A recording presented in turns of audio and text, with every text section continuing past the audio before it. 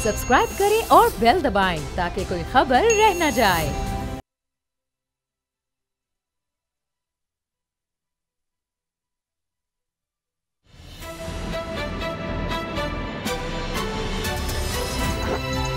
अब पता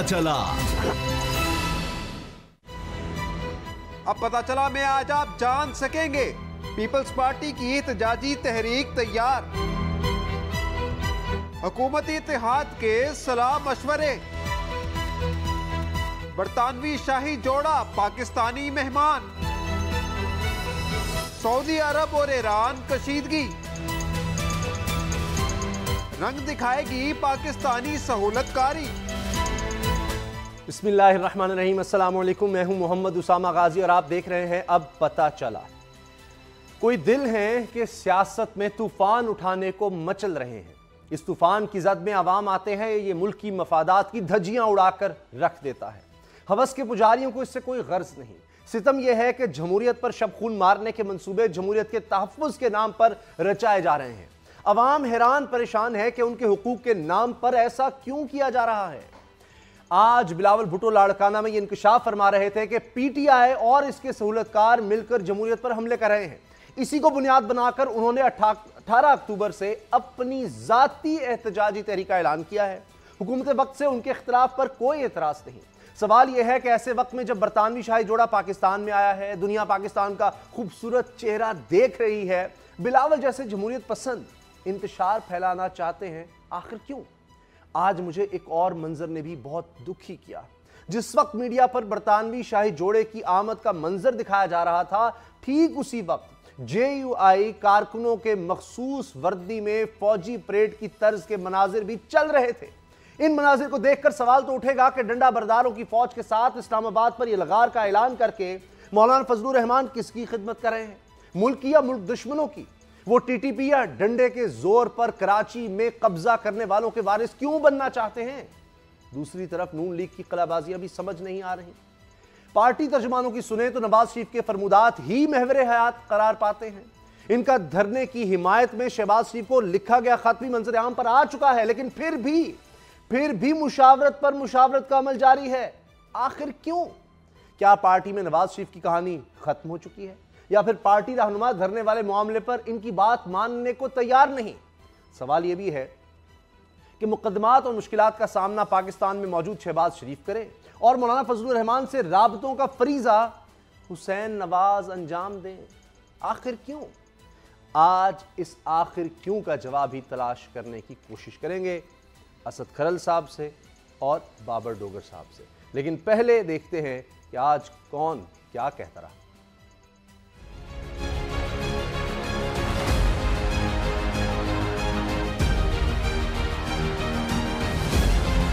रोज बरोज दुनिया का बढ़ रहा है पाकिस्तान पर एतमाद। जो वीरान थे खेल के मैदान, वो भी हो रहे हैं आबाद।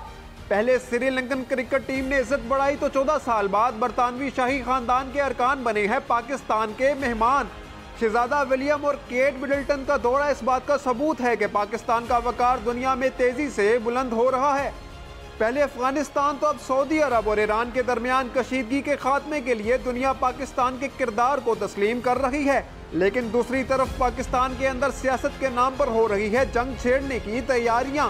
सच ये है कि पाकिस्तान को कश्मीर का मुकदमा लड़ने के लिए कौमी यकजहती की अशद जरूरत है, लेकिन अपोजिशन रहनुमाओं को मुल्की मुफादात से ज्यादा अपने मुफादात की फिक्र पड़ी है और इसके लिए वो हर हद से गुजरने के लिए तैयार हैं। इस कठपुतली हुकूमत को घर बेचने के लिए तैयार है, ये जानते हुए भी कि इस वक्त कौमी इत्तेफाक व इत्तेहाद की जितनी जरूरत है पहले कभी ना थी, लेकिन फिर भी सियासी जत्थे इस्लामाबाद पर यलगार की तैयारियों में हैं, जिससे तनाव बढ़ता जा रहा है। उनका हशर देख लिया होगा, जो दावे कर रहे थे कि हम इतने बंदे निकालेंगे उतने बंदे निकालेंगे, तो आप मीडिया के दोस्त मौजूद हैं, मेरे ख्याल में आप लोगों ने तोड़ इसकी होगी, उनके पास कितना स्ट्रेंथ था। जमहूरियत के खिलाफ इस यलगार को रोकने के लिए हुकूमत और इत्तेहादियों के दरमियान सलाह मशवरे जारी हैं। खिलाड़ी पूरे एतमाद हैं कि पाकिस्तान इस अहम मैच में भी मुखालफिन को शिकस्त फाश देंगे। तो सारे इकट्ठे हो गए ना, इमरान खान सबका मुकाबला करेगा इंशाअल्लाह। दावे तो दोनों तरफ से जारी हैं। देखिए इस जंग में कौन शिकस्त से दो चार होता है और फतह का ताज किसके सर पर सजता है। असद खरल साहब, ये पाकिस्तान पीपल्स पार्टी को क्या हुआ है? वो अपना ज़ाती एक एहतजाज शुरू कर रहे हैं, मौलाना साहब के साथ नहीं। वो अपना 18 अक्टूबर से अलग से उन्होंने कहा है जल्द से हम खेलेंगे। नून लीग की अलग समझ नहीं आ रही। ये क्या हो रहा है कि अब नवाज शरीफ साहब ने कह दिया, जिनका कहते थे कि जनाब जो वो कह देंगे हो जाएगा, फिर भी मुशावरत का खेल है। ये सब आखिर क्यों हो रहा है? क्या वजह है इसकी? क्या मौलाना साहब के बारे में दोनों पार्टीज कह रही है जी एजेंडा वाजे करें, ना पीपल्स पार्टी को एजेंडा बता रहे हैं, ना नून लीग को बता रहे हैं, तो फिर ये इसी वजह से ये दोनों पार्टीज परेशान हैं और उनको समझ नहीं आ रही, करें तो करें क्या? उसामा साहब, जब से ये इशू शुरू हुआ है, मौलाना साहब ने डेडलाइनें दी। उन्होंने 27 आपके सामने सितंबर की डेट दी, फिर उसके बाद 31 अक्टूबर की खुद ही उन्होंने डेट आगे एक्सटेंड कर दी। हुकूमत ने तरला नहीं किया, कोई मुज़ाकरत नहीं हुआ, उनके पास कोई वफद नहीं गया। फिर उससे मैं बारहा ये कहता रहा कि पीपल्स पार्टी जो है वो उस मामले में उनकी सपोर्ट नहीं करेगी। कई दफ़ा आपने जब सवाल ये किया, बिलावल भुट्टो जरदारी साहब जो चेयरमैन है पार्टी के, उन्होंने कहा था कि हम इखलाकी सिर्फ उनकी हमायत करेंगे। इखलाकी हमायत को मुझे नहीं समझ आती कि उसका मतलब क्या होता है। उसके बाद नून लीग के हवाले से भी, और फिर आपने अभी कहा कि उन्होंने 18 अक्टूबर से अपने अलहदा जलसे करने हैं जी। अल्टीमेटली ये है कि वो अपने जलसे तो अलहदा करने की उनके पास कैपेसिटी नहीं है, स्टेट पावर नहीं है, लेकिन बेसिकली अपने जलसों के नाम पे वो जो इखलाकी हिमायत है, यानी आपस में वो जमा तफरीक करके जो सिंध से वो जो कारवां चल रहा है और गोटकी तक जाके सिंध की हदूद में या जिस तरीके से वो जा रहा है, क्योंकि सिंध में उनकी पुलिस है, बहुत सारी नफरी जो है उनको स्क्वाड कर लेगी, एक जमा गफीर हो जाएगा, और अगर कोई बंदे इकट्ठे हो गए उनके प्लस पीपल्स पार्टी के कुछ लोग बीच में, तो टोकन उनकी जो पार्टिसिपेशन है वो जब देखेंगे गैदरिंग तो उसको मौका मिल जाएगा। तो अब वो डंडा बरदार अब फोर्स आ गई है मैदान में, ये जो सारे विजुअल दिखाए गए ना खौफ डालने के लिए, इससे भी पीपल्स पार्टी नून लीग परेशान होंगे कि ये क्या, इसका मतलब तो ये है, मुझे समझाएं कि एक दो पार्टीज में इख्तलाफ है। अपोजिशन कहती है जी इलेक्शन ठीक नहीं थे, तहरीक इंसाफ हुकूमत में कहती है इलेक्शन ठीक थे, दोनों की हो अगर इस पर बहस, तो कहां फिर फैसला कौन करेगा? हम किसको सही कहेंगे? खुद से कह देंगे या सड़कों पर आकर हमने फैसला लेना है, या अदालतों का रुख किया जा सकता है? कल को किसी और की हुकूमत आई तो फिर यही होता रहेगा, वो कहेंगे जी इलेक्शन जाली थे। पाकिस्तान में यही खेल 70 साल से हो रहा है। साहब ये बता दें, इस जो सारा मामला इसको लीड कर रहे हैं, वन मन शो है जो सोलो फ्लाइट कर रहे हैं मौलाना फजल रहमान साहब, जो खुद असम्बली के अंदर नहीं है। उनको अवाम ने मुस्तरद कर दिया है, अवाम ने वोटों से उनको रिजेक्ट किया है, वो पार्लियामेंट में खुद नहीं है। अब मुझे ये बताएं कि एक नॉन इलेक्टेड बंदा वो एक लीड कर रहा है किसके खिलाफ? एक मौजूदा मुंतखब जमहूरी हुकूमत के खिलाफ एजेंडे को, और उसके अंदर बात क्या हो रही है? आपने जो बताया डंडा बरदार जुलूस दिखाए जा रहे हैं, वर्दियां पहनी जा रही हैं, कभी ऊंट दिखाए जा रहे हैं, कभी घोड़ों के काफिले दिखाए जा रहे हैं, कभी कश्ती रानी जो है वो मुकाबले उसके देख रहे हैं आप। मामला ये है कि जिस तरीके से फुर्तियाँ आनियाँ जानियाँ, फिर मदारस के स्टूडेंट के वाले से उन्होंने खुद ही फतवा जारी कर दिया कि जब वो वोट दे सकते हैं तो इसमें पार्टिसिपेट क्यों नहीं कर सकते। नून लीग के हवाले से आपने देखा अभी तक नवाज शरीफ साहब पूरा जोर लगा चुके हैं, कैप्टन सफदर साहब उनके जो पैगाम रसान है वो पूरा जोर लगा चुके हैं। उसके साथ साथ जो एक आध नवाज शरीफ साहब के जो बड़े जो हार्ड लाइनर थे, ख्वाजा आसिफ साहब ने कहा कि हम मजहबी कार्ड में हम उसका हिस्सा नहीं बन सकते। बिल्कुल सही। एहसन इकबाल साहब ने डेंगी का बहाना किया, अक्टूबर नवंबर में डेंगी है, वो नहीं, इसलिए हम नवंबर में वो नहीं गए। सही है। अच्छा, मुझे ये बताएं कि ये सारी जो चीजें हो रही हैं, तो मौलाना फजल रहमान साहब क्या इस तरीके से उनको कोई चढ़ाई करने देगा? इस्लामाबाद हाई कोर्ट का फैसला मौजूद है, सुप्रीम कोर्ट ऑफ पाकिस्तान का फैसला मौजूद है, कोई डेमोक्रेटिक जो पार्टी है जिनकी असेंबलियों के अंदर एक बड़ी मेजोरिटी है, पीपल्स पार्टी की सिंध में हुकूमत है, मरकज में है, बड़ी उनकी तादाद है, सेनेट में है, इस तरह नून लीग है। तो मौलाना फजल रहमान साहब अकेले जाके मदारस के स्टूडेंट के जरिए डंडों के जरिए वफाकी ताल्लुक में कब्जा क्यों उनको करने देगा? ये क्या होगा? अब ये डंडा बरदार फोर्स सामने आप ला रहे हैं, नून लीग जो है वो अलग, उसको समझ नहीं आ रही कि हम किधर जाएं, पीपल्स पार्टी अलग से। तो 13 महीने से ऑपोजिशन नहीं हो सकी इकट्ठी, 2 महीने से कम ये हम खेल देख रहे हैं कि जनाब जाना है नहीं जाना, तो ये सब क्या हो रहा है? उसामा साहब, मौलाना का एजेंडा किसी को पता ही नहीं है कि मौलाना का एजेंडा है क्या। तो ये डंडे बरदार ये मौलाना ने ना बिलावल भुट्टो को कुछ बताया, ना उन्होंने शहबाज शरीफ को कुछ बताया, बस वो ये बता देते कि जनाब आप मेरे साथ आज़ादी मार्च करें और हम हुकूमत को गिरा देंगे। उनकी बातों में जेल में बैठे नवाज शरीफ तो आ सकते हैं, लेकिन जो जेल से बाहर बैठे हुए लोग हैं, जो पार्लियामेंट का हिस्सा हैं, उनकी समझ में इनकी बातें नहीं आ रही। चाहे वो बिलावल हैं, चाहे शहबाज शरीफ हैं, चाहे ख्वाजा आसिफ हैं, चाहे एहसन इकबाल हैं, उनको समझ नहीं आ रही कि किस तरह से मौलाना साहब जो है ये धरने की बातें कर रहे हैं, कोई डिटेल बता नहीं रहे, ये नहीं बता रहे कि इस्लामाबाद में क्या होगा।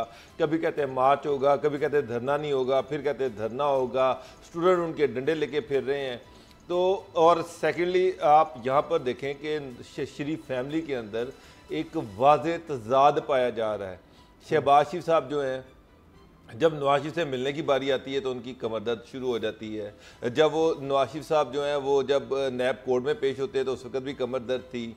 अभी तक वो नैब ऑफिस में जाके उनसे मिल नहीं सके, हमजा से मिलने आज चले गए हैं और उस वक्त उनकी कमर दर्द नहीं हुई। 2-2 घंटे 4-4 घंटे पार्टी की मीटिंग तो अटेंड कर रहे हैं, चेयर कर रहे हैं, उस वक्त कमर दर्द नहीं होती, लेकिन नवाज शरीफ के सामने जाते कमर दर्द होती है। इससे वाज़े पता चलता है कि वो नवाज शरीफ से नजरें चुरा रहे हैं। वो इस धरना मार्च, आज़ादी मार्च के टोटली खिलाफ हैं। अगर आप हफ्ते वाले दिन का जो इनका इजलास हुआ था उसको अगर देखें, उसमें शहबाज शरीफ ने बड़ा वाज़े तौर पर ब्रीफ कर दिया था कि जनाब मसला ये है कि मौलाना का जो आज़ादी मार्च है, इससे पहले मैं नवाज शरीफ को समझाता रहा हूँ, परवेज़ रशीद को उन्होंने कहा कि परवेज़ रशीद साहब आप गवाह हैं, मुशाहिदुल्लाह आप गवाह हैं कि मैंने नवाज शरीफ से कहा था कि अदारों के साथ कन्फ्रंटेशन ना करो। अच्छा, ये बातें हुई हैं? सर हम खिदमत के लिए आए हैं, हम खिदमत करें, इन अदारों से टकराव का नतीजा अच्छा नहीं निकलेगा। और उन्होंने कहा कि जो मैं कहता रहा हूँ, एक नहीं 4 दफ़ा नवाज शरीफ को मैंने ये समझाया, लेकिन उन्होंने मेरी बातें समझ में नहीं आई और अल्टीमेटली उसका रिजल्ट ये निकला कि आज सब हम इस हालत में पड़े हुए हैं। तो वो इसीलिए फिर हुसैन नवाज को खत लिख दिया कि भाई तुम वो शहबाज शरीफ किसी सूरत में मौलाना पे इतबार करने को तैयार नहीं है, किसी सूरत में। उसामा साहब, ये तो आप कई प्रेस कॉन्फ्रेंसेस हो चुकी हैं, बिलावल 3 प्रेस कॉन्फ्रेंसेस मौलाना के साथ बैठ के कर चुके हैं, लेकिन अभी तक उन्होंने धरने को सपोर्ट नहीं किया। शहबाज शरीफ ने यहां तक कह दिया उस दिन मीटिंग के अंदर कि जनाब अगर आप कहते हैं मैं इस्तीफा दे देता हूं, अगर आप कहते हैं एहसन इकबाल साहब जो है वो कायम मुकाम सदर बन जाएं, और नवाज शरीफ का जो खत है 19 लोग थे, एहसन इकबाल को दे दिया है। 19 लोग थे डोगर साहब, और 12 लोगों ने शहबाज शरीफ साहब की हमायत की कि यानी हमने पार्टिसिपेट नहीं करना। सिर्फ 7 लोग जो है वो भी जरा सेकंड और थर्ड टियर जो है उन्होंने कहा जी अच्छा। हुसैन नवाज पे थोड़ा सा मैं बात करना चाहता हूँ। हुसैन नवाज वाद वो पाकिस्तानी बरतानवी नजाद हैं, सऊदी नजाद हैं, कौन से मुझे नहीं पता, उनके साहबजादे हैं। हुसैन नवाज साहब को पता है सिर्फ इस एजेंडे का कि मौलाना फजल रहमान का एजेंडा क्या है, खबर दे रहा हूं। हुसैन नवाज को पता है, नवाज शरीफ को पता है, मरियम साहबा को पता है, फजल रहमान को पता है, एनडीएस को पता है, रा को पता है, बरतानवी एक इदारा है उसको पता है, लेकिन धरने को सपोर्ट कौन कर रहा है? एक वो बंदा जो कि जेल में बंद है, आप देखें कि जेल में बंद है और वो 2-2 खत लिख रहा है। एक खत लंदन में अपने बेटे को लिख रहा है और एक शहबाज शरीफ को लिख रहा है जो फजल रहमान के पास जाना है। ये अब खल साहब बेहतर जानेंगे ये कौन सी जेल है जहाँ से खत जा रहे हैं, खत आ रहे हैं, मैसेज जा रहे हैं, और जेल में बैठ के वो पूरी पार्टी को पाकिस्तान से बाहर भी कंट्रोल कर रहे हैं। तो ये और उसके बाद उसके बाद दूसरा बंदा जिसको इंस्ट्रक्शन जारी की जा रही है वो जेल का, वो पाकिस्तान के लॉ का भगोड़ा है, एब्सकॉन्डर है हुसैन नवाज। उसको इंस्ट्रक्शन की जा रही है कि उसने बाहर से पार्टी को कंट्रोल करना है। तो उसामा साहब, मैं तो अभी तक ये नहीं समझ सकी कि नवाज शरीफ साहब को कौन सी ऐसी चीज़ मौलाना ने बता दी है जो वो किसी और को बताना पसंद ही नहीं फरमा रहे। और पार्टी के अंदर बिल्कुल वाज़ेह तौर पर तकसीम है। शहबाज शरीफ किसी सूरत में इस धरने में ना शामिल होना चाहते हैं, ना किसी तरह भी इसका हिस्सा बनना चाहते हैं। फिर एक ही है, अब तो वाज़ेह हो गया उसामा साहब के कैप्टन सफदर भाग रहे हैं अब नवाज शरीफ का मैसेज लेके। सायरा और मरियम औरंगजेब साहब उनके नारों को जवाब नहीं देते कि मौलाना कदम बढ़ाओ। मरियम औरंगजेब की तो कहानी एक और आ रही है। शहबाज शरीफ ने जितने करोड़ों की, और सर शहबाज शरीफ ने करप्शन की भी आ गई है, वो चेयर किए हैं ना, उसमें वो जो सारी ऑडियो थी वो कहीं ना कहीं जाती रही है, किसी को सुनाई जाती रही है, वो कहीं ना कहीं रिकॉर्ड होती रही है। और मरियम नवाज साहिबा ने जो कान में वो लगाया होता था उन पे, तो उसी वजह से शहबाज शरीफ ने कह दिया था कि जनाब आइंदा से कोई मोबाइल फोन अंदर लेके हाल हो गया। और तो पार्टी में तो कोई एक दूसरे पर ट्रस्ट नहीं कर रहा। ख्वाजा आसिफ की बात कर रहे हैं, वो तो सर 4 दिन से यूरोप में बैठे हुए हैं, उनके तो आने का शेड्यूल ही कोई नहीं। यूरोप का आपने नाम ले दिया, तो यूरोप से शाही जोड़ा इस वक्त पाकिस्तान में आ चुका है और बड़े अरसे से बात हो रही थी। इसका मतलब तो ये है, आप बरतानी निजात हुसैन नवाज की बात कर रहे थे, तो वहाँ का शाही जोड़ा यहाँ पर आ चुका है। तो यहाँ पर वो एक शाहाना ज़िंदगी जो गुजारते थे और फिर बाहर चले जाते थे, तो वो पाकिस्तान आ रहे हैं, पाकिस्तान का रुख कर रहे हैं। तो असद खलील साहब, ये तो बहुत बड़ी बात है। वो जो दहशतगर्दी का ख़ास तौर पे हमारे दुश्मनों ने एक बनाया कि पाकिस्तान में पता नहीं क्या है, कोई आ नहीं सकता, तो ये दुनिया का सबसे मशहूर जोड़ा है और इसका पाकिस्तान आना और 5 दिन का क़याम है, मुख्तलिफ जगहों पर इन्होंने जाना है। तो ये तो पूरी दुनिया में पैगाम जाएगा, यूरोप में पैगाम जाएगा और इससे बहुत से फ़ायदे ज़ाहिर है, मुल्की सतह पर, गैर मुल्की सतह पर, आलमी सतह पर और सियाहत की वजह से इसके कई मैं समझता हूँ उसामा साहब, इस जो दौरे का मकसद जो है ना, मल्टीपर्पज़, इसके बहुत ज़्यादा पॉजिटिव और इंडिकेटर्स होंगे। नंबर 1, भारत जो कहता था कि पाकिस्तान दहशतगर्द है, पाकिस्तान में पता नहीं क्या जंगजू रहते हैं, जिस तरीके से पोर्ट्रेट पेश किया जाता था, वेस्टर्न मीडिया बहुत पहले करता था, जब से ये हुकूमत आई है उनका अभी पता चल गया कि असल दहशतगर्द कौन है, भारत है या पाकिस्तान है। इस जोड़े का यहाँ पे आना ये इतना ज़बरदस्त जेस्चर है कि पूरी दुनिया के अंदर एक मैसेज जाएगा कि पाकिस्तान एक पीस लविंग कंट्री है, पाकिस्तान एक पीसफुल एक कंट्री है, पाकिस्तान के अंदर किसी किस्म की कोई थ्रेट्स नहीं है। और ये जो हेडलाइंस बनेंगी पूरी दुनिया में, पाकिस्तान का एक 100 फीट में जाएगा। उससे पहले आप देखिए सेहत के हवाले से फ़रोग मिलेगा, इसका पॉजिटिविटी के हवाले से पाकिस्तान का एक अच्छा इमेज जाएगा। दूसरी तरफ आप कंपैरिजन करें, इंडिया को, हिंदुस्तान को रेपिस्तान कहा जाता है। इंडिया के अंदर आपको देखें कितने % जो खवातीन जो बाहर से आती थी टूरिस्ट, इनको रेप किया जाता था, उनको कत्ल किया जाता था। इसलिए इंडिया का एक मशक़शुदा चेहरा है उसके मुकाबले में, और उसके साथ एक वजह क्या है, पॉजिटिव इंटर उनके आने का दौरे का मकसद मैं बता देता हूँ। देखें, इंडिया शोर करता था कि लश्कर तैयबा, जमात अल दावा ये भी पता नहीं क्या आगे दरअंदाजी करती हैं। पाकिस्तान ने फाटफ के हवाले से जो उन्होंने लिस्ट ग्रे में डलवाया और फॉरेन टेररिस्ट फाइनेंसिंग के ऊपर हाफिज सईद साहब जेल में हैं, 4 उनकी टॉप लीडरशिप के बंदे सीटीडी पंजाब ने उनको भी अरेस्ट किया है, दहशतगर्दी के इल्जाम हैं, टेररिस्ट फाइनेंसिंग है। मैं इसका विटनेस हूं उसामा साहब, मैं जो बात कर रहा हूं ऑन रिकॉर्ड। भारत बरतानिया को उसकी MI5, SIS, MI6 को नाम उसका चेंज हुआ है, उनको इस्तेमाल करके पाकिस्तान के ऊपर प्रेशराइज करता था, LET के ऊपर, JUD के क्रैकडाउन के वाले से।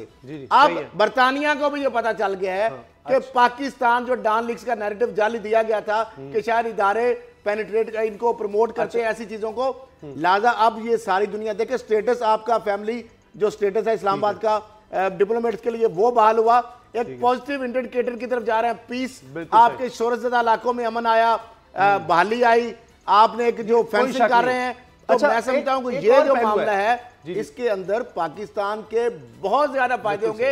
इंटरनेशनल मीडिया में हमेशा पहले खबर क्या आती थी, धमाका हो गया, एक नेगेटिविटी प्रमोट होती थी। अब ये है कि जब से ये कश्मीर के हवाले से बात हुई, अच्छी पाकिस्तान की सफारतकारी, और ये बहुत जरूरी है, बहुत भी पता चला होते हैं। अच्छा, उनका ये जो दौरा है पूरी दुनिया के अंदर, पाकिस्तान के अंदर आपको पता है चश्मे, पहाड़, चोटियां, दुनिया की बुलंद तरीन, पहाड़ों के हवाले से बात करें, दरियाओं के हवाले से बात करें, खित्ते के हवाले से बात करें, मौसमों के हवाले से बात करें, कल्चर के हवाले से बात करें, पूरी दुनिया के अंदर एक जन्नत जैसा दिखता है। तो मैं समझता हूं आप टूरिस्ट भी आएंगे और लोगों का इससे एक पाकिस्तान के ऊपर कॉन्फिडेंस भी बढ़ेगा। बाबर साहब, बेसिकली पाकिस्तान का जो सॉफ्ट इमेज है ना, जिस तरह से खैल साहब बता रहे हैं कि सारी दुनिया में पाकिस्तान का एक सॉफ्ट इमेज जो है वो प्रमोट होगा। जिस तरह से पाकिस्तान पिछले 20 साल से जो दहशतगर्दी और वार ऑन टेरर और ये टेररिज्म, इस ये जो एक लगा हुआ था, आपके ऊपर स्टैंप लगी हुई थी, ये 20 साल के बाद लास्ट टाइम शायद 98 में बरतानिया का शाही फैमिली से विजिट किया था, ये पहली मरतबा ये जोड़ा आ रहा है। और बरतानिया की जो शाही फैमिली है उससे ये 20 साल के बाद कोई बंदा यहाँ पर पाकिस्तान में आ रहा है। तो वो नॉर्दर्न एरिया भी जा रहे हैं, नॉर्दर्न एरिया चित्राल जाएंगे, उसके अलावा मैंने सुना कि KPK भी शायद जाएं, और उसके साथ साथ लाहौर का विजिट कर रहे हैं। जो बड़ा लंबा चौड़ा विजिट है, तो सारी दुनिया में जो इनफैक्ट जो असल इमेज है वो एक पीसफुल पाकिस्तान का, एक टूरिस्ट पाकिस्तान का जो इमेज है वो जाएगा। आप देखिए अभी श्रीलंका की क्रिकेट टीम पाकिस्तान से होकर गई, उसके बाद ये शाही जोड़ा आ गया। तो मुझे पता है कि वो आज से 4 साल पहले 3 साल पहले पाकिस्तान दुनिया में आइसोलेट हुआ था। पाकिस्तान में दुनिया का कोई बंदा आने को तैयार नहीं था, कोई डिग्नेटरी आने को तैयार नहीं था, कोई इन्वेस्टर आने को तैयार नहीं था, कोई क्रिकेट टीम यहाँ पर आने को तैयार नहीं थी, कोई मैन्युफैक्चरर यहाँ पर आने को तैयार नहीं था। और बिल्कुल सारी दुनिया में टोटली हमारी फॉरेन मिनिस्ट्री का कोई नामो निशान ही नहीं था। और इंडिया जो था वो भरपूर तरीके से पाकिस्तान को दुनिया में एलियनेट कर रहा था, तना कर रहा था, और हम बेबसी की तस्वीर बने हुए थे। आज आप देखें कि आप पाकिस्तान दुनिया का एक फोकस बना हुआ है, आप बड़े बड़े रोल प्ले कर रहे हैं, दुनिया आपको अप्रिशिएट कर रही है, आपकी एफर्ट को अप्रिशिएट कर रही है। एक पॉजिटिव पाकिस्तान, एक पीसफुल पाकिस्तान जो है, ये दुनिया में एक नया फेस जो है पाकिस्तान का सामने आ रहा है, और एक पॉजिटिव फेस है। इसमें एक एस्पेक्ट मैं चाह रहा हूँ बाबर से उस पर रोशनी डालें कि लेडी डायना आई तो वो शौकत खानम का उनका विजिट होना, बच्चों से मिलना, तो ये शहजादा वलीम के बारे में कहा जा रहा है कि जिस तरह उनकी वालदा का हादसे में उनका इंतकाल हुआ तो उसके बाद वो यादें भी उनकी ताज़ा, वही शौकत खानम हॉस्पिटल उन्हें भी कहा जा रहा है कि विजिट करना है, SOS विलेज, बच्चों से बहुत ज़्यादा ख़ास तौर पर मुलाकात, पाकिस्तान के जो तारीख़ी विरसा है वो भी, और इस तरह फैसल मस्जिद हो जो जदीद यहाँ पर बिल्डिंग्स हैं उन सब का, मॉन्यूमेंट्स का देखना। तो ये वो सब एस्पेक्ट्स जो एक पाकिस्तान की एक तारीख है और जो आज इस वक्त पाकिस्तान जहाँ पर खड़ा है वो सब जब दिखाएंगे तो ज़ाहिर है आपको पता है कि यूरोप में हर जगह पर ये सब चीज़ें रिपोर्ट होती हैं। तो वो लेडी डायना से लेकर आज इतने अरसे बाद ये आना, उधर भी इमरान खान साहब, आज फिर इमरान खान साहब की बाकायदा हुकूमत आ गई, उसके बाद इन्होंने स्ट्रगल शुरू की थी, ये भी एक दिलचस्प दास्तान है। बिल्कुल उसामा साहब, जो शौकत खानम हॉस्पिटल का जो इफ्तिताह था वो उस वक़्त लेडी डायना यहाँ पर आई थी, इसके अलावा फंड रेजिंग में भी आई, और उसमें उनकी कंट्रीब्यूशन है। उनकी एक एसोसिएशन थी, खान साहब और उनकी जो वाइफ थी उस वक़्त गोल्डस्मिथ, जमामा गोल्डस्मिथ, वो उस वक़्त यहाँ पर उन्होंने उनको वेलकम किया था, और उन्होंने यहाँ पर शौकत खानम के लिए बाकायदा तौर पर कैंपेन में हिस्सा भी लिया था। तो अब जब शहज़ादा और शहज़ादी आ रहे हैं तो वो शौकत खानम का लाहौर में जब आएंगे तो शौकत खानम का विज़िट भी करेंगे, तो वो जो मेमोरीज़ हैं वो बिल्कुल उनको वो कि किस तरह से उनकी वालदा यहाँ पर आई थी, किस तरह से उनकी फैमिली की अस्पताल में कंट्रीब्यूशन है, उन्होंने आके इसका इफ्तिताह किया, उन्होंने आके पेशेंट से मिली, इसके बाद ये है कि वो इस अस्पताल के फंड रेजिंग में शरीक रही हैं। तो वो एक एसोसिएशन तो है, एक फैमिली की एसोसिएशन तो है। वो तो ऑफ कोर्स जब वो आएंगे, जब शौकत खानों में जाएंगे, वहाँ पर तस्वीर लगी हुई है उनकी वालदा की, तो वो एक चीज़ तो है, एक नोस्टैल्जिया तो होगा कि किस तरह से उनकी वालदा आई होंगी, और एक एसोसिएशन जो है वो भी डेवलप होगी शाही जोड़े के दरमियान। ये बड़ा शाही जोड़ा जैसे ही पाकिस्तान में आया है तो बड़ा वो खुश नज़र आ रहा है, ज़ाहिर है बड़े इंतजामात भी हैं। लेकिन असद खलील साहब जो बात आप कह रहे थे उसमें एक बड़ी बात ये भी है कि हमने देखा कई डिग्नेटरीज आते हैं, सरकारी दौरे होते हैं, उसमें सियासत की बात या आलमी अमूर की बात होती है।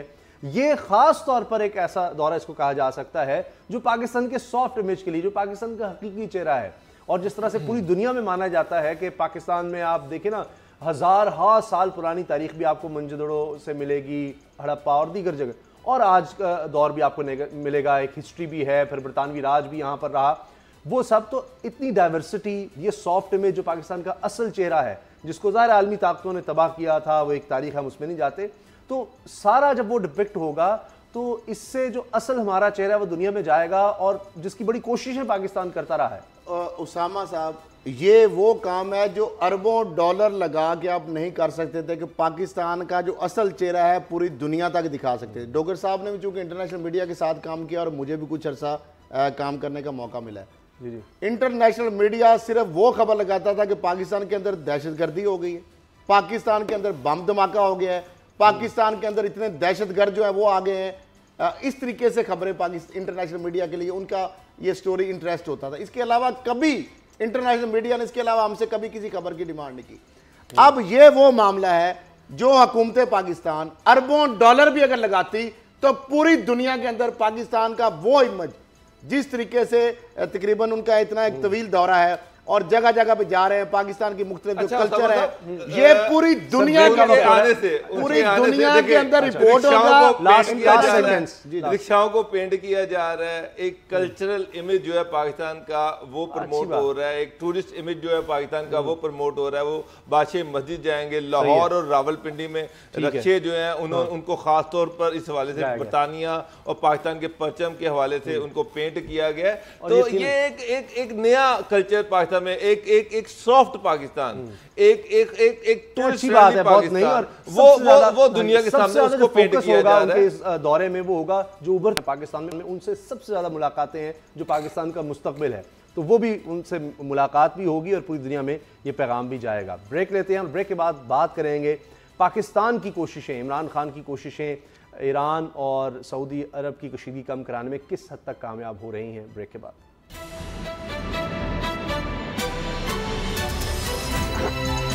अब पता चला। वज़ीर आज़म इमरान खान पहले ईरान गए, अब सऊदी अरब जा रहे हैं और कोशिश ये है कि ईरान सऊदी अरब कशीदगी को कम किया जा सके। उनके ईरान के दौरे में भी बड़े हौसला अफजा बयानात सामने आए हैं, ईरानी लीडरशिप के भी। असद करल साहब, वैसे तो बड़ा मुश्किल काम है वो काम, यानी अमेरिका भी उससे भाग रहा है कि किस तरह से ईरान से तो हम बात भी उस तरह नहीं कर सकते, और बहुत से लोगों ने मजाक उड़ाने की कोशिश की जी कैसे इमरान खान साहब ये कर लेंगे। लेकिन ये वाहिद मुल्क है कि जिसकी बात दोनों मुल्क सुन रहे हैं और इज्जत है, तो किसी ने तो कोशिश करनी है।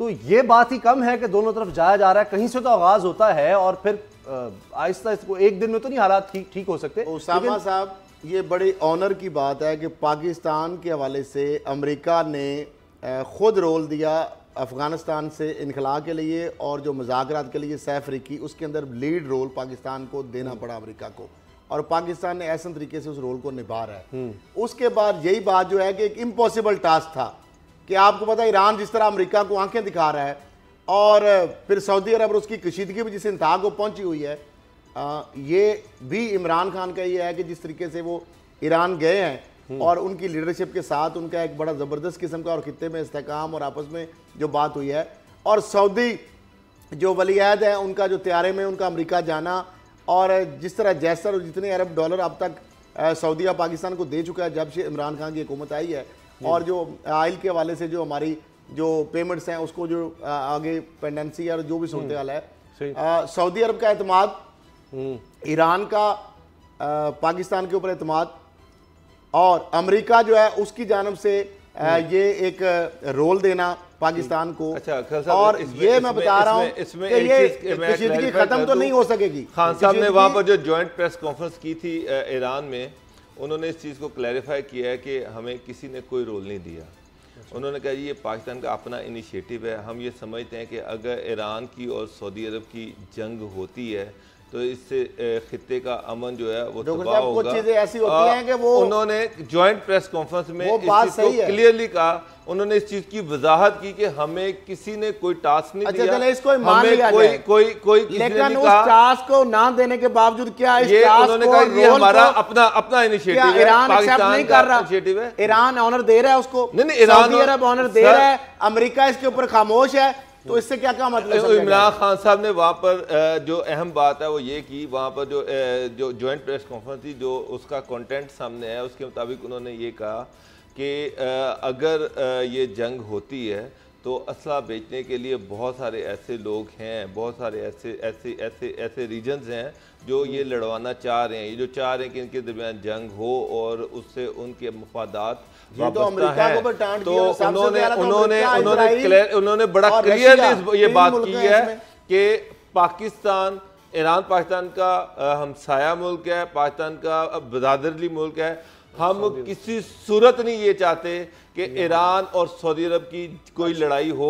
उनका ये भी कहना था कि इससे दुनिया में ऑयल भी महंगा होगा, दुनिया के लोग जो हैं वो इससे अफेक्ट होंगे, और ये कि दोनों के जो मामलात हैं अगर पाकिस्तान को हल्का पेचीदा हैं, उन्होंने ये चीज़ मानी कि पेचीदा हैं, लेकिन उन्होंने कहा कि पाकिस्तान कोशिश करेगा कि मामलात इन दोनों के दरमियान जो है वो सेटल हों। और उसके सिलसिले में अगर इस्लामाबाद में दोनों मुल्क आने को तैयार है तो इस्लामाबाद दोनों को होस्ट करने के लिए भी तैयार है। अच्छा, ये सिर्फ मुख्तसर खरल कहानी से पहले खरल साहब चले पहले आप बता दें कि अगर पाकिस्तान इसमें कामयाब हो जाता है कुकशीरी कम कराने में, या जिस तरह बाबर साहब कह रहे हैं इस्लामाबाद में दोनों ममालिक की कोई मुलाकात हो जाए, ये नहीं कि पूरी लीडरशिप पहले ही दिन आ जाएगी, लेकिन कहीं डिप्लोमेसी शुरू हो जाए, बैकडोर चैनल से डिप्लोमेसी शुरू हो जाए, तो कितनी बड़ी बात होगी पाकिस्तान के लिए। पाकिस्तान की देखिए इसमें कामयाबी ही है कि सऊदी अरब भी उसके रोल को मान रहा है, ईरान भी उसको एक्सेप्ट कर रहा है, ईरान के बाद अब सऊदी अरब जा रहे हैं, तो ये तो इस्लामाबाद में भी हो सकता है अफगानिस्तान के रोल के वाले से। और सबसे बड़ी अहम जो खबर, चाइना के जो दौरा है, चाइना ने यहां तक कह दिया है कि अगर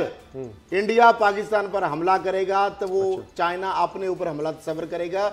ये तीन चीजें जो खित्ते के बड़े ममालिक हैं, एक उभरती हुई सुपर पावर इकोनॉमिकली तो बन चुकी है चाइना, उसका ये कहना ईरान का और सऊदी अरब को रिस्पेक्ट देना, और अफगानिस्तान के होने वाला है। ईरान के जो सदर हैं उन्होंने इमरान खान के विजिट के बाद एक ट्वीट भी किया है जिसमें उन्होंने पाकिस्तान की जो सर्विसेज हैं, पाकिस्तान इस हिस्से में जो रोल प्ले कर रहा है उसको सराहा है, और उन्होंने कहा कि हम जो पाकिस्तान उनका हमसाया मुल्क है उसको उसके साथ बिल्कुल इंडिया के लिए सफे मातम बिछी हुई है। आपको पता है 4 बार में क्या हो रहा था, आज वो वक्त बदल चुका है, वक्त हो गया खरल कहानी का। और आज हम बड़ा किस्सा सुनते रहे जी 56 कंपनियों का शरीफ साहब के दौर में, अब उसका एक हल निकाला गया है, तो सुनते हैं कि वो हल क्या है। हाल ये है जी, उस्मान बुज़दार साहब तकरीबन 1.25 साल तो उनको वज़ीर आला बने हुए हो गया, हुकूमत को आए हुए, उनकी कारकर्दगी के बारे में सवाल बहुत सारे उठ रहे हैं और उठेंगे इंशाल्लाह। लेकिन पंजाब की जो 56 कंपनियां, उनके मुस्तकबिल के हवाले से उन्होंने डॉक्टर सलमान शाह जो उनके एडवाइज़र हैं, उनको उन्होंने एक टास्क दे दिया है, और उनका 15 दिन के अंदर, मुझे 2 हफ्तों के अंदर मुझे इन कंपनियों के बारे में एक तफसीली ब्रीफिंग दी जाए, और इनके मुस्तकबिल का मैंने फैसला करना है कि क्या इनको कंटिन्यू रखना है या नहीं रखना। उस्मान बुज़दार साहब के लिए पहले तो मैं ये बता दूं कि उन 56 कंपनियों में से 2 दर्जन से ज़्यादा कंपनियां ऑलरेडी बंद पड़ी हैं। बाकी जो कंपनियां हैं, उनकी कंपनियों के कुछ लोग जो है नैब के मुलजम हैं, कुछ जेल के अंदर हैं, कुछ जेल जाने की तैयारियों में हैं। अब 15 दिन का उन्होंने कहा है कि इस हवाले से मुझे पूरी एक डिटेल दी जाए। अब मुझे ये बताएं उसामा साहब, उस्मान बुज़दार साहब से अगर वज़ीर आज़म इमरान खान साहब ये पूछ लें कि आपके पास चूँकि लॉ एंड ऑर्डर के हवाले से होम मिनिस्ट्री भी आपके पास है, बल्दियात जो है डेवलपमेंट के हवाले से, जारी बात है लोकल गवर्नमेंट सारी, वो मिनिस्ट्री भी आपके पास, उसका चार्ज है पोर्टफोलियो कलमदान, फिर P&D जो सारे सूबे के अंदर जो फंड जाने हैं, डेवलपमेंट स्कीमें बनानी है, वो भी है। 1.25 साल के अंदर तकरीबन 1 महीना काम शायद है 1.25 साल से, आप ये बता दें उस्मान बुज़दार साहब कि आपने क्या किया।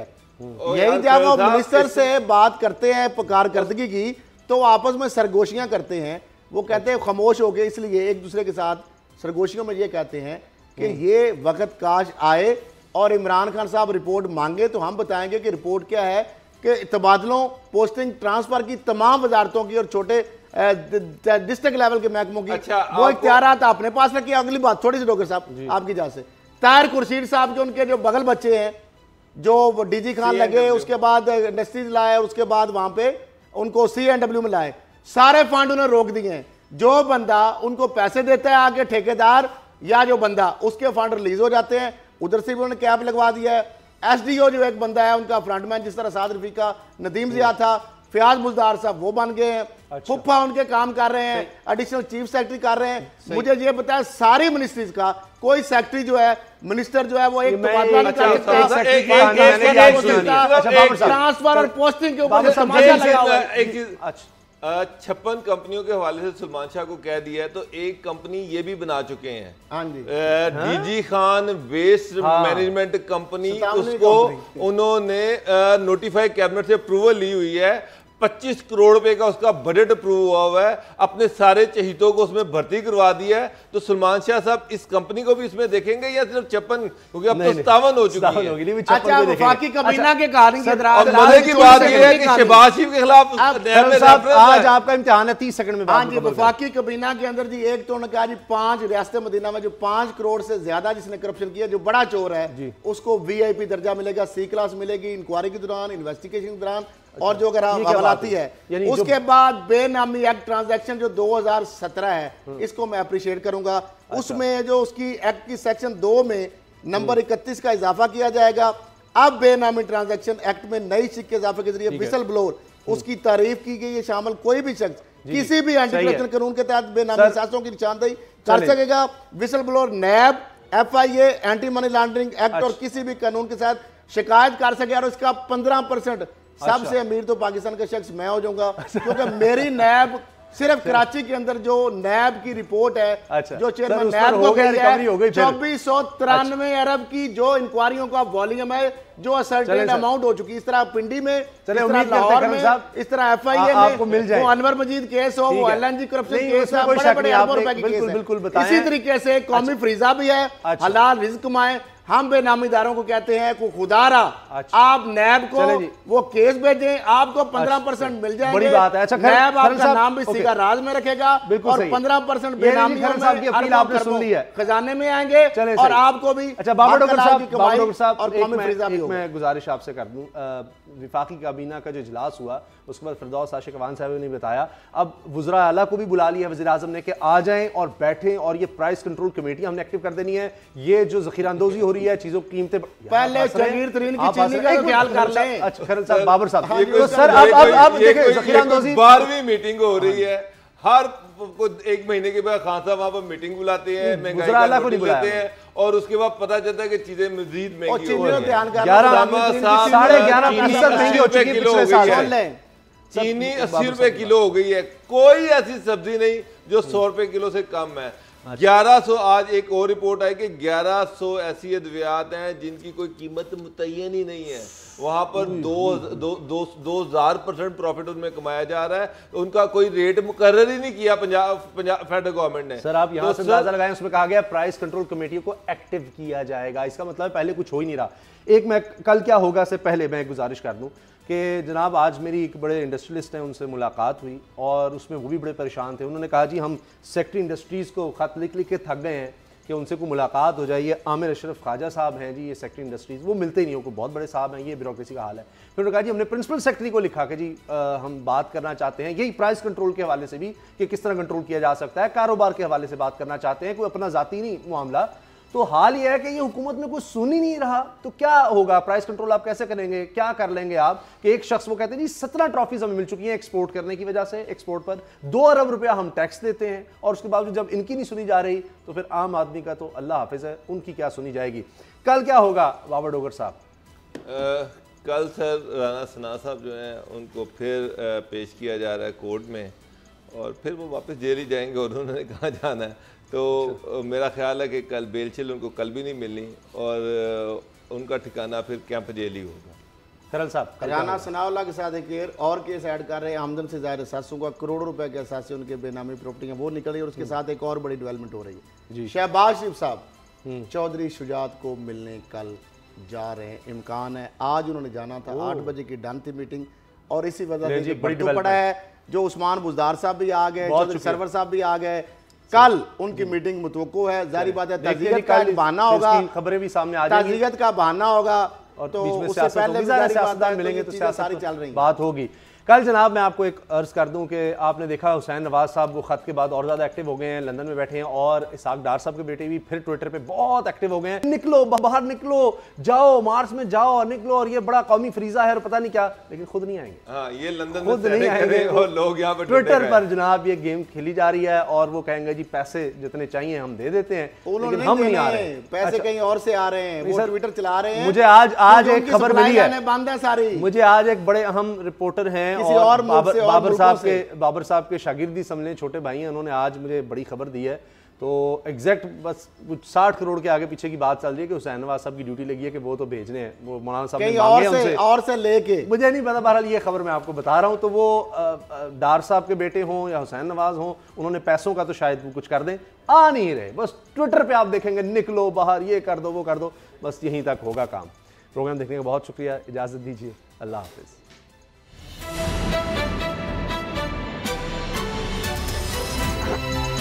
अब पता चला। सब्सक्राइब करें और बेल दबाएं ताकि कोई खबर रह न जाए।